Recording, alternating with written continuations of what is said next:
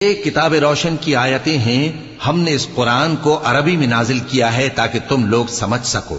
اے پیغمبر، ہم اس قرآن کے ذریعے سے جو ہم نے تمہاری طرف بھیجا ہے تمہیں ایک نہایت اچھا قصہ سناتے ہیں، اور تم اس سے پہلے بے خبر تھے۔ جب یوسف نے اپنے والد سے کہا کہ ابا، میں نے خواب میں 11 ستاروں اور سورج اور چاند کو دیکھا ہے، دیکھتا کیا ہوں کہ وہ مجھے سجدہ کر رہی ہیں۔ انہوں نے کہا کہ بیٹا، اپنے خواب کا ذکر اپنے بھائیوں سے نہ کرنا، نہیں تو وہ تمہارے حق میں کوئی چال چلیں گے۔ کچھ شک نہیں کہ شیطان انسان کا کھلا دشمن ہے، اور اسی طرح اللہ تمہیں برگزیدہ و ممتاز کرے گا اور خواب کی باتوں کی تعبیر کا علم سکھائے گا، اور جس طرح اس نے اپنی نعمت پہلے تمہارے دادا پر دادا ابراہیم اور اسحاق پر پوری کی تھی، اسی طرح تم پر اور اولاد یعقوب پر پوری کرے گا۔ بے شک تمہارا پروردگار سب کچھ جاننے والا ہے، حکمت والا ہے۔